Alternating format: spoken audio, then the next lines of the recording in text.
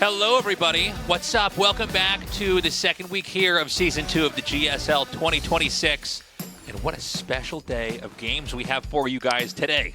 Oh, this is going to be a spectacular day at the GSL Tasteless. It is one of the most stacked lineups we've ever had in the line of 8. We're going to be round of 8. We're going to be going into that in just a minute, but oh my goodness. I mean, the round of 8 of the GSL this year, both in Season 1 and CS2, it feels so stacked. Even compared to previous years, it is kind of crazy. It is. It's been an exciting time for StarCraft 2 in general. We've got a lot of different events going on right now. And I think, the most exciting thing about today is that we've got Clem playing.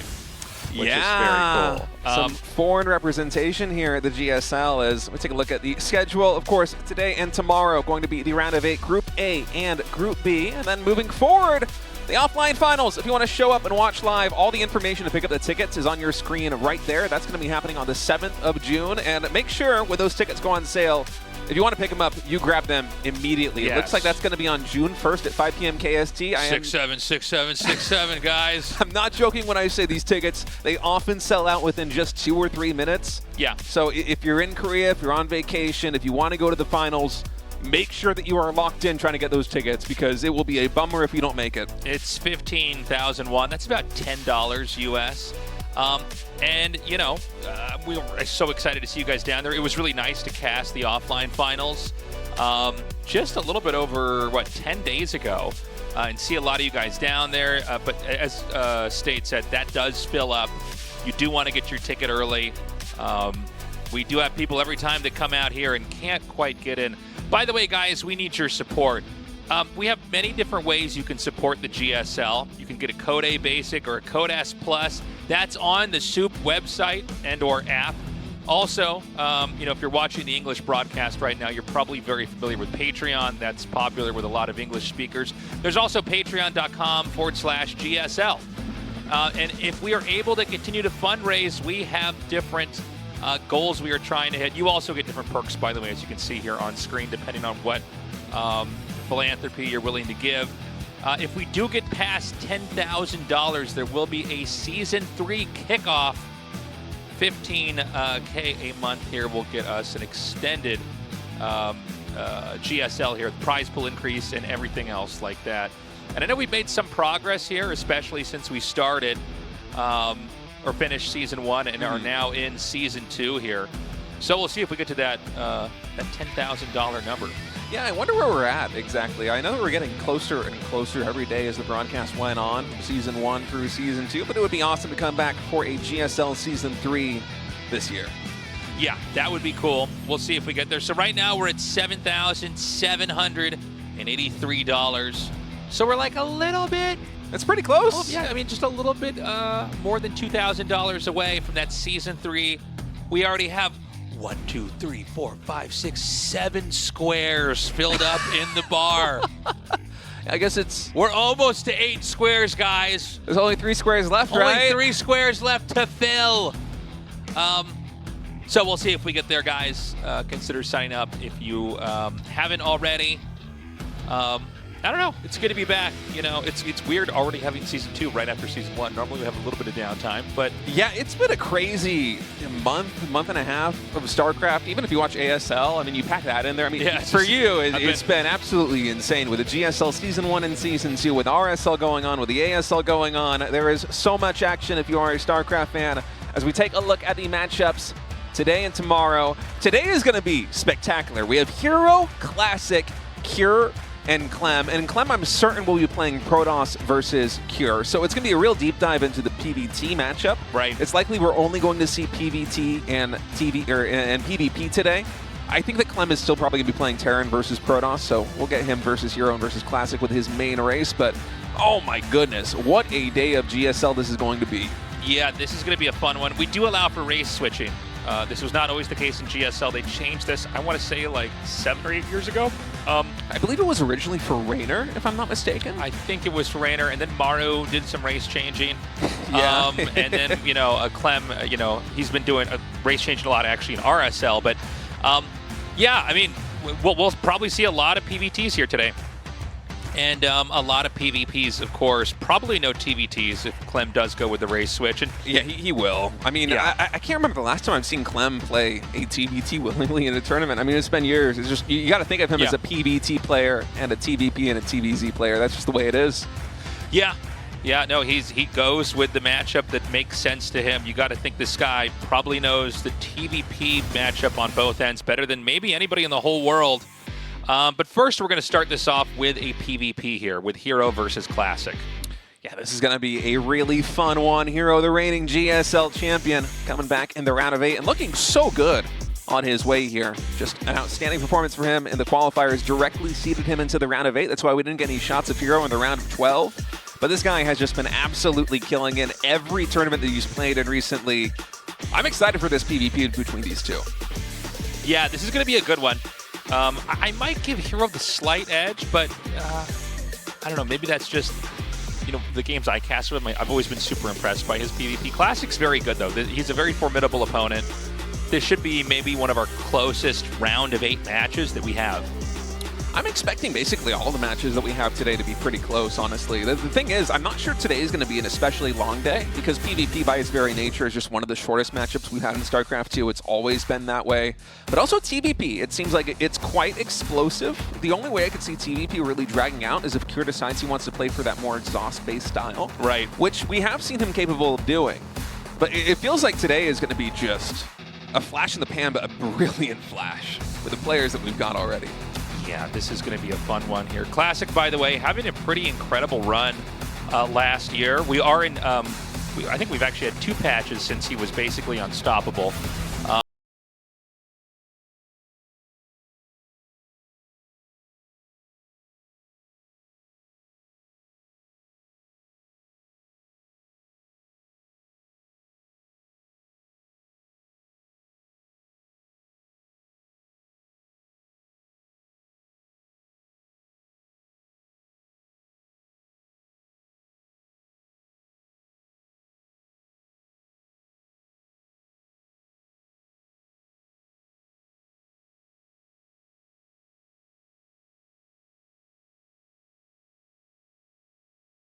Number 1 has loaded in for the first match of the round of 8 in GSL Season 2. It's going to be herO spawning in the top right as the blue Protoss Classic, the red Protoss down at the bottom left. Okay, so, you know, PvP is a matchup. There's so many different ways to approach it. I've been saying this a lot lately, but it's just so true, right? There's so many different types of interactions you can have. To boil it down to the simplest way, it's going to be, you know, are they both going to expand? Is one going to expand, or are they both one Bayesian? Those are basically the 3 types of games you can have. And, you know, you can get games where you're both going to get bases up and it's going to go forward, but a lot of times it comes down to one player expanding and the other player either killing them or failing to kill them. Right, and I'm not sure exactly how the games are going to be going between these two. It feels like herO and Classic, generally speaking, like to play more of the one-base style, but you never really know what's going on behind the scenes, whether these players are going up against each other on the ladder or in practice matches recently, whether they've played in other online tournaments recently. There's so much meta behind every individual match, especially here in PvP with such a sharp break between the different build orders. And one thing that we've already seen, which is pretty interesting here, is that Classic did not opt to go for an early wall-off in the main base. Instead, he's walling in almost like you would for a Reaper. Yeah, that base placement is quite unusual here. It looks like an early legacy of the Void game before people really figured out the Adept and what it was capable of doing. Yeah, I'm wondering why he went for that. By the way, herO has already made a pylon here on the low ground that does telegraph intentions to expand here. Now, you don't have to do it, but then you do have a pylon on the low ground, which could be a target to attack. I think it will certainly be an expand here for herO. He already has only 1 gateway done. There's no more in production. And with a Zealot, especially to prevent Classic from throwing down, say, a pylon and a Cybernetics core, this is herO trying to gear up for an expansion. And Classic, he might be going for some sort of timing attack with this 2-gate build. Sometimes when you want to play a very aggressive game of PvP, you don't even bother going for the wall in at your natural with the first 2 gateways because you're kind of expecting to have a presence on the map, whether it be with Adepts or whether it be with Stalkers. Okay, 2 Adepts coming out here. We're having the Stargate start, about halfway done, excuse me, here for herO. It has been scouted. and Stargate Expand. Meanwhile, Double Adept still coming here for Classic. Classic is getting more and more minerals here, so this is probably also going to be an expansion from him in just a little bit when he gets to 400 minerals. It is looking that way. Classic also, I like the way that he followed up with the build. You know, he went for the 2 gateways there in the main base and the cybernetics core, not at the ramp, and then he built the next 2 pylons right on top of the ramp, almost like you would be building a wall in with supply depots. And I suppose he can throw down a shield battery or a pylon anytime he wants to actually close up that gap. It's kind of a cute little way of approaching the game. I wonder if he will have a probe in position to actually stop this adept from getting into his main base, though. herO cancels the shade. Yeah, I don't know that this adept is going to be able to get away. It gets shot down. And this is going to be a much slower PvP. The Oracle's going to come across the map. He's going to get a Void Ray behind that. That's kind of cool. Did he actually confirm that Classic was expanding too? I'm not sure if he saw it with the Adept Shade earlier. The Shade had very small vision, and it seemed like herO was sending that towards the natural, or towards the main base ramp before he canceled it. So this Oracle might be the first meaningful scout that herO's going to get in the main base. Okay, because I wonder if the Void Ray is just a response to have just something to fight a possible all-in. And so he's going to be driven out there, 2 sentries just waiting inside the main for him. 2 Adepts going to come up here now. And he does not get the block, so these Adepts can come right back here. And this is always worth it. If you can get 2 Adepts into their main, it's one of the easiest ways to do the most damage in a StarCraft 2 PvP. Yeah, already 3 probes getting taken out. I actually thought he was going to get a lot more than that, to be honest. It's still a good trade, honestly. I mean, 2 Adepts for 3 probes is excellent. Classic actually going for the Dark Shrine behind this, too. Yeah, the Dark Shrine is interesting. Where was that actually made? It's proxied on the top left side of the map right now. And 2 more Adepts also getting into herO's base. Oh, this is kind of a frantic early game here for herO. Not only is he losing probes to this Adept harassment, he's also losing a lot of mining time. Yeah, this is a little bit painful, and the DTs could completely blindside you. A lot of times you'll be getting hit like this and expect that the next attack is going to be one that is going to totally bludgeon you, right? It's going to be strength. It's going to be might in the attack, and instead this is going to be a punish where you don't have any detection. Now, he's got Oracles out here, but you can see already, their mana is being burned on trying to kill workers to try to balance this out. And he does balance it out. He gets 7 probe kills, but the inevitable DT that's going to come in here could be game-ending. Yeah, especially if herO decides he wants to spend more energy on stasis wards or go back in for harassment. And I think even more than that, usually with these Oracles, they're not going to be very well contested by the opponent in the early game. So you're using them to gather scouting information, and a lot of that just revolves around you flying around the opponent's base and looking for probes, looking to find damage. Now, luckily, herO's actually scouting around. I'm not sure if he saw the glimmer of the DTs. Oh, he just misses the Dark Shrine in the proxy gateway. So herO still has no idea. But nonetheless, the Oracles are well positioned for the first Revelation. Does he have enough? You want to separate the DTs, by the way, so that the Revelation can't be used. Okay, he's going to block the ramp. He does get tagged. Where's the other DT? Somehow I lost track of it. Okay, it's back over here. Well deflected there by herO. No damage found by the DTs just yet. I think Classic was hoping that herO might be a little bit more active on Classic side of the map, trying to find damage with those Oracles. I think the goal is that you get in there and just start to hit the probes. You can see that, once you see the body blocking happening with the Stalkers, like, you're not going to get up there. StarCraft 2 DTs, when they get spotted, they die, like, immediately. They don't have any tankiness at all. So the second DT is out here now. It might end up triggering the stasis ward. Classic's launching an attack at the 3rd base of herO, which is considerably faster than Classic 3rd base at home. So Classic definitely wants to get something done right now. He's going to focus down the Void Ray. It gets taken out. I don't think Blink is done yet here for herO. Okay, it is, in fact. So he is going to blink some of these Stalkers back. Classic still has the better numbers. And now a DT in the main base of herO is picking up probe damage. I'm not even sure if herO's realized this just yet. He seems like he's fixated on trying to defend here in the main base. Only just now does the Revelation come in. And that DT get cleaned up, but 10 probes have fallen. Yeah, I mean, that is a lot of damage. 10 probes killed. Luckily for herO, he actually had enough to hold the Stalkers off, but he might not have enough with the next attack that could come in here. I mean, Classic is really moving very quickly in this game. We're seeing herO try to stabilize again. He's just now started his +1 attack. There's a lot of upgrades about to finish here for Classic. So I think if herO can't hold here, he will lose. If he does, the game will go on. Classic once more attacking in, shaving off 1 or 2 probes, then pulling back out. Even though it seems like, oh, nice blink forward by both of them, honestly. Unfortunately for herO, just not enough to actually one-shot Stalkers after that last volley, so some of Classic Stalkers now pretty deep in the red, but surviving. And even though it's 13 Stalkers to 9 right now in Classic's favor with even more warping in, it's kind of hard to push into the third base of herO with a shield battery, with the closer reinforcements. So Classic for now, going to back off, and it seems like he's already gearing up for a 4th base. Yeah, Classic going to go for that 4th right here at 6 o'clock. More gateways ballooning out on both sides.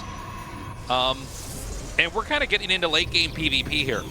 This has been a much more dramatic macro game and not that kind of poppy one side kills the other PvP that we see a lot of in Korean PvPs and StarCraft 2. But I would say Classic is steadily ahead here. You know, getting that extra base means you're going to get the income from those resources sooner, which means you might be able to get the bigger army. herO is now taking his 4th in a more central location on the map. 4th space timing is a lot better here for Classic, and it will be nice for herO to actually catch this Dark Shrine and prevent any more harassment like this from coming in to his base back at home. We'll see if that's even remade back at home or not. I doubt it. Yeah, it's not really central to what you need. He'll probably just use the DTs he's got over here. And although herO's been a little bit behind here, I think he's playing a perfectly good game. We are getting Immortals here from Classic in high numbers. He's about to get the 2nd one out. He'll probably have a 3rd start after that. And the Immortals really are the anti-Stalker unit in PvP. Yeah, the notable thing about herO's game plan right now is that he never went to charge, he never built a Templar Archives, or got a robotics facility for Immortals. So it's going to be a pure Stalker army here for herO, and that means that if he wants to have a good chance versus the more powerful charge lock Immortal composition of Classic, herO's going to need to get active on the map the way that he's doing right now. He needs to start shaving off units in small numbers because that is what Stalkers excel at. They don't excel at big fights. They want to take skirmishes like this one where they kill a couple of Stalkers, maybe a couple of Zealots too, and then blink back to safety. DT shot down by the cannon. herO looking to maybe poke in here one more time. He's got to be careful though. I mean, there's a much more sophisticated army here from Classic. You know, the Zealots, the Immortals. Like, I don't know that herO can be out here for too much longer. But you made a good point, State. I mean, herO kind of locked into this tech in order to stay competitive. But I don't know if he's going to be able to overcome Classic in this position right now. herO is beginning the transition, researching charge back at home, adding even a 2nd Forge right now to start compounding the upgrades. But let's see what he's able to get done with these Stalkers. Even shaving away just a couple of Zealots like this, as long as they're favorable trades. These are one of the reasons that these Stalkers are going to remain viable here in the mid-game for herO.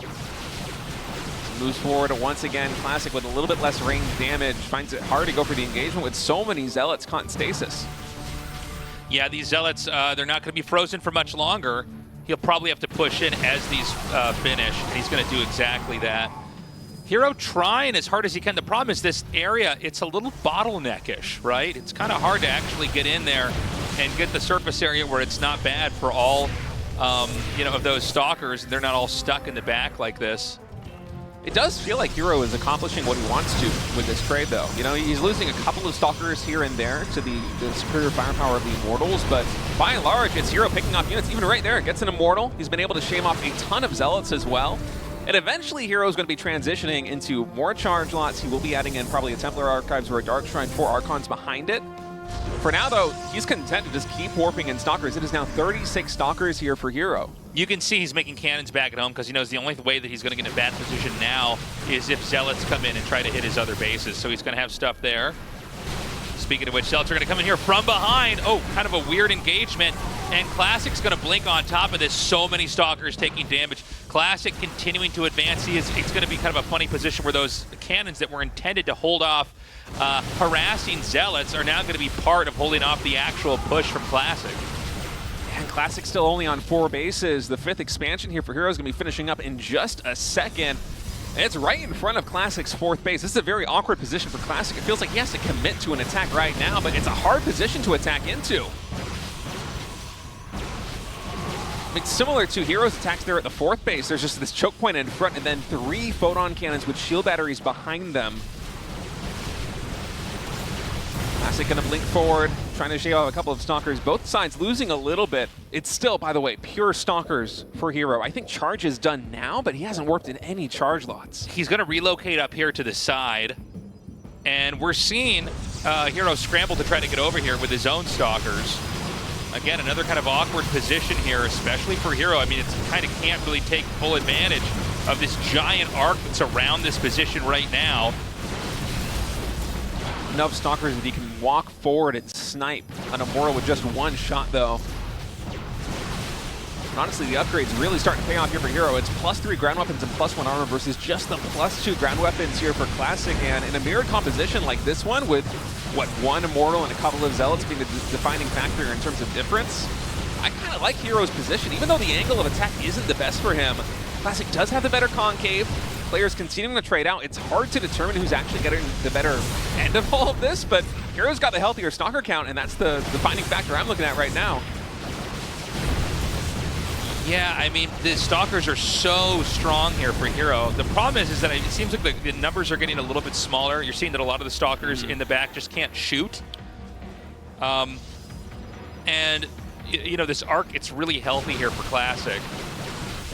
The next wave of Zealots here, you know, if he has the charge ready to go, he could try to push in, but Classic's going to back up. Nice pickup. Saves the Immortal. herO's already been able to pick off so many of these Immortals. Classic also going for a 5th expansion, too, as herO is going to pull back from this engagement. Really more of an epic PvP battle than we've honestly been expecting here in game number 1. I was thinking it might be a pretty short game, but no, this is very welcome. Yeah, he's going to blink in now. He does have the Immortals in the back. The Zealots are going to be coming into the front here. He's still juggling with the Warp Prism. Some of these Immortals not really firing. It's so hard, especially when both players are playing a Stalker composition like this one. You know, the Immortal, it's the slower unit. Naturally, when you attack move, it's going to be the Stalkers that are going into the front. And Classic's building Immortals 2 at a time now. He added in a second robotics facility behind all of this. And he blinks forward, able to shave off, I think, 1 or 2 Stalkers, but herO then blinking back again. It's a very intricate dance between these two. herO, by the way, at 6 o'clock going for a big, big counterattack with Zealots. The first big counterattack coming in here by herO. That will prompt a recall. Yeah, he's just going to recall the chunk of his army in the middle over there. That was it was actually one Observer and one Immortal. Oh, that's so funny. He did it so fast. But Classic's going to keep pushing. And you can see the Zealot warp in. It can fight some of this, but there's actually more Zealots here for herO. You got to be careful, too, when you're close to maxing out, because suddenly you lose the ability to just warp in whatever you need anywhere, right? Your supply won't let you get that much more in there. herO's going to do the counter push here. There are 5 Immortals in this group. herO taking a 6th expansion now at the 12 o'clock position. He's been a pace ahead of Classic in terms of taking these extra bases. That's a big reason why his economy's gotten so much better. And herO actually blinks forward, goes for the Immortals right now, but he doesn't have enough to take on the Immortals. Oh no, a huge blunder from herO. He just lost so many Stalkers. I can't believe he did that. That's crazy to me. Now herO is still tearing up, you know, the workers over here at these other bases, but I'm worried that a full counter push here from Classic could be fatal. I mean, the only reason the supplies are close now is because Classic's lost a lot of probes during all of this. The army supplies are double in the advantage of Classic. herO only just now able to rebuild that Stalker count. He will be able to snipe a base from this. So this is still a very playable position here for herO, but boy, did he make things hard on himself, going for that aggressive link forward, trying to snipe those Immortals.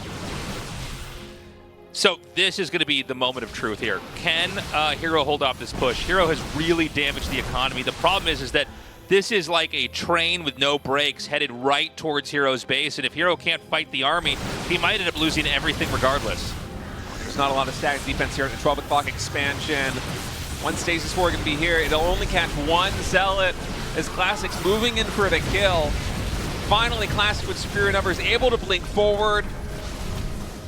And herO, he's still trying to get damage done. Classic actually remade the Dark Shrine during all of this and is now using the DTs defensively to try and stunt the aggression coming in from herO. Another big warp in of Zealots here for our Protoss player, but it just seems like Classic has too much around the front line. Is there detection, though? There's no Observer here for Classic. Both players now with Dark Shrines. The DTs are melting Classic's army. Oh my goodness, will this turn the game around? Dude, that's a lot of damage they're taking right over there. He takes out the Warp Prism. This is like 5 DTs or something coming through. Both sides economically in shambles here. We have Classic currently long distance mining still from his 5th base. I mean, this is just an insane PvP. Oh, this is ridiculous. The safety DTs coming in there for herO just botched the attack of Classic. I mean, Classic was moving in. The Observer, I wonder if it got sniped at some point or if it was sent back at home to try and deal with harassment there from herO. Yeah, well, in any case, there was no Observer at the front. The DTs melted the army of Classic. He might have gotten carried away making those Immortals, you know? I mean, it was such a Stalker-centric game. I almost felt like it was never going to not be that. Nice snipe over there onto the Warp Prism. Classic is falling apart. GG, unreal win. Whoa. herO is so good. And by the way, that was Classic in a position where he was looking pretty strong. herO was really kind of bending the rules of PvP to try to keep himself in the game. The counterattacks were brilliant by herO, and then the DTs at the last second to hold that off was incredible.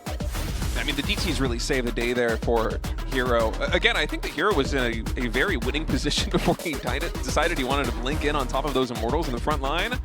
It feels like he made his position much harder to play with that aggressive move. But this is one of the things that herO kind of does, honestly, is that he's always looking for opportunities to take little gambles, and sometimes they don't pay off the way it did right there, but eventually herO does enough of these and he's good enough at them that something is going to stick. Like the switch of the Dark trying to get 5 DTs to clean up Classic's army. Maybe there was a revelation and he sniped the Observer earlier on. You know, there was so much happening on the map there. It's possible our Observer didn't catch it. It's possible that we didn't catch it. But herO just able to finesse out one more win in an epic PvP between these two. I mean, that went up to 6 bases on each side, maybe like 10, 15-minute PvP. It's rare that you get a macro game like that in this matchup. Yeah, well, I loved it. Very impressive stuff here from herO, playing a very different brand of PvP in order to stay in that game and ultimately coming through. herO in the top right, Classic in the bottom left. And yeah, let's see if we get another crazy macro game like that. Both sides back there basically went for like kind of, you know, mild teching, I guess is one way to put it, right? Like I'll get a Stargate and then I'll also get a Nexus, or I'll get 2 gateways. We'll get, you know, sentries and adepts and expand. And so those are how you end up with crazy late games like that, because no one's doing anything that's really decisive early on. Stargate tech in general is it's generally pretty tame. I mean, we do have games, let's say you both go for Stargates and you're both going for Phoenixes, you get weird games like that. But, you know, Stargate generally kind of lets you harass, lets you scout. You can defend with a Void Ray like we saw in that game. I think that's why the Void Ray was made after the expansion. I think herO had maybe a slight misread and thought, oh, I think you're one-basing me. Well, a Void Ray sometimes, like, that could snipe a Warp Prism or fight some Stalkers or, you know, do something, right? Anyways, in this game, both players are going for double gate. We don't see any definitive tech here post-Cybernetics Core, but we will eventually. We always do in PvP. It's notable that herO this time is opting for the second gateway. In game number 1, he went for a 1-gate expansion. I'm not sure how much of that was a response to just seeing the build setup here of Classic, where the 2 gateways not at the natural ramp, instead here just kind of flush up next to the Nexus with a 1-tile gap.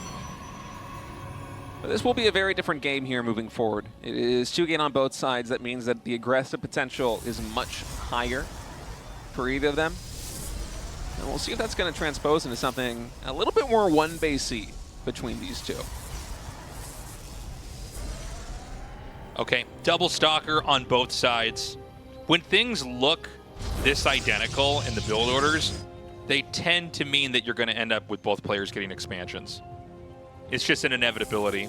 You know, the more that the game looks totally mirrored, it's totally impossible to end, right? No one's going to have more or some kind of, you know, tech difference that gives them an edge. Nice, takes the probe out. That probe was fighting for its life, Tasteless. Yeah. Okay, Robo started. Both players sending double Stalker across the map. We don't have any... Oh, yeah, okay, we got Robo over here. So they're both still 1-basing. Third gateway getting added in now for herO. We'll see if Classic is going to do the same thing. How unusual to see this on both sides. I mean, herO is it's the most common tech to go into if you're going to be trying to get something aggressive here on one base. And I suppose with both players going for the third gateway, they're kind of maybe hoping that their opponent will expand and they can kind of flex the muscle of this build. Exactly. But similar to what you said earlier with a mirrored opening with 2 gateway and 2 gateway, I feel like this one has a very good chance of also just going into both players expanding, you know? And Classic, he's a little bit later to the punch right now. He's still setting up and he hasn't really saved very much money for Nexus. In fact, he's going for the Warp Prism. So we might have Classic coming into the attack and herO trying to defend. Yeah. Well, you know, if herO... Okay, hold on a second. herO should not be out on the map like this because this is going to make the push that much stronger here from Classic.